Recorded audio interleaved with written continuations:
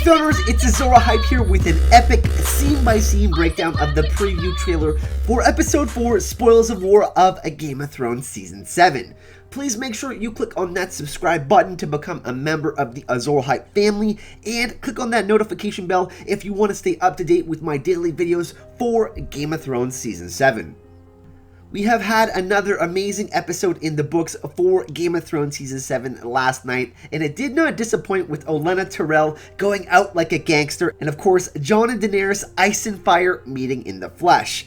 The Season 7 hype isn't stopping now. We have 4 more episodes left in the season, and there's so much more that has to happen, and I believe this next episode will be jam-packed and more focused. So let's take a look at the trailer and break it down.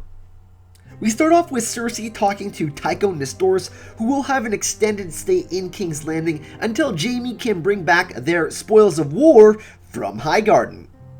Cersei has surprised this season with her sweeping victories and strategic dominance on 2 separate occasions against Daenerys and her Ironborn fleet at sea, and of course in the last episode at the Siege of Casterly Rock.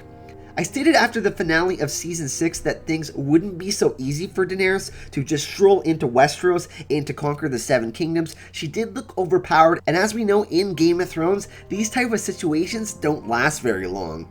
But one thing is certain, the Iron Bank must have its due, as it is the shadow government that can fund rebellions or support kings or queens.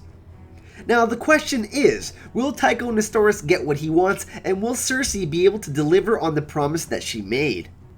We see in the trailer that Bronn and Jaime are transporting the spoils of war from Highgarden, and we know that from the previous trailers that the Field of Fire 2.0 is most definitely happening. So I believe that Daenerys will be using her Dothraki forces and her 3 dragons to make it more difficult for Cersei to pay off the Iron Bank.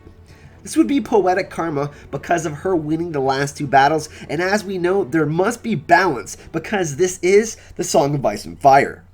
Next, we see Daenerys appeal to Jon as her 3 dragons circle overhead above the sea, and she knows that she's losing, and the only person that has come to her call is the King in the North.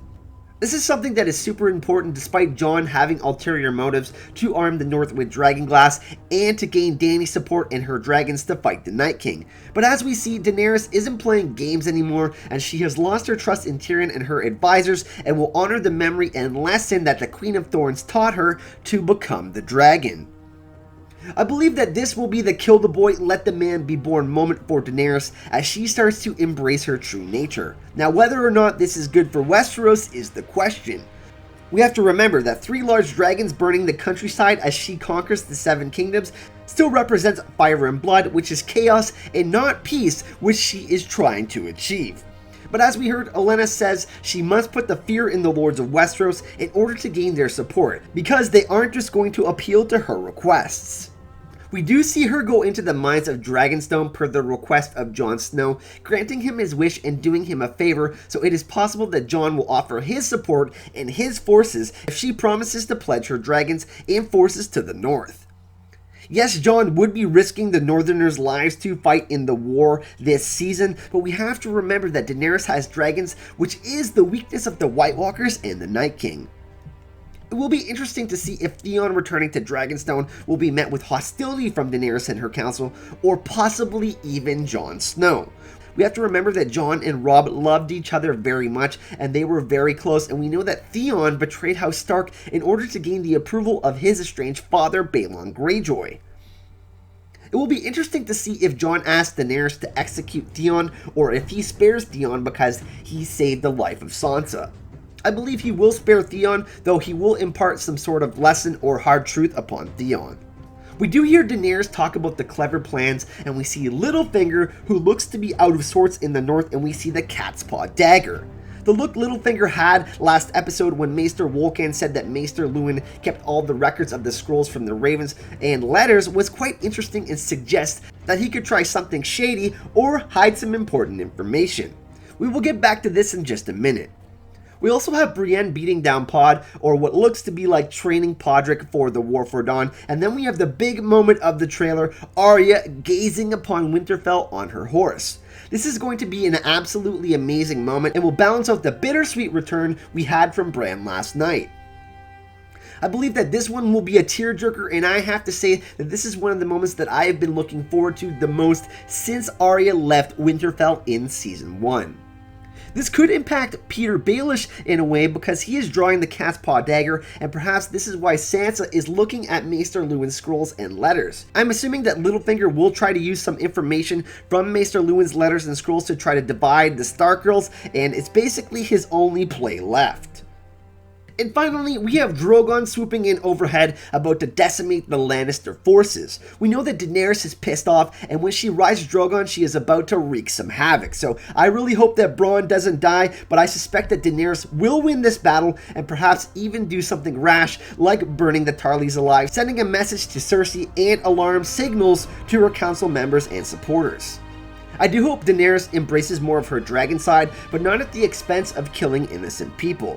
But this is the Game of Thrones, and war is something that exists in this universe, and this episode, Spoils of War, I believe will be one of the top 5 episodes of the whole series. That's right, I'm dropping the mic. Arya returning to Winterfell and the Field of Fire 2.0 are gonna blow people's minds. But I want to know what you're looking forward to the most in the next episode. Leave a comment with the 2 things you are most looking forward to in the Spoils of War. If you enjoyed this video and want to help this channel spread like wildfire, you can click that like button. I'm going to set a goal of 600 likes for this video, and please make sure you click on that subscribe button to become a member of the Azor Hype family and click that notification bell to stay up to date with my daily videos for Game of Thrones Season 7. I would like to personally thank all of my awesome patrons who support the channel. You make what I do that much easier. It's amazing that so many good people can come together to support someone like me and help me pursue my passions and dreams. So from the bottom of my heart, thank you so much. And if supporting the channel is something that you're interested in and you want to become part of the hardcore members of the Azor Hype community, you can support me on Patreon. I have all sorts of cool rewards, setting up early access to my write-ups, videos, and some extra hype content. Thank you so much for watching, and 7 blessings. Fuck the king.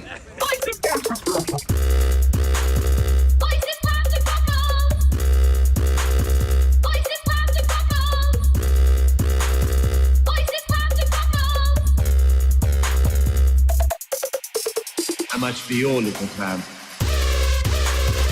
This is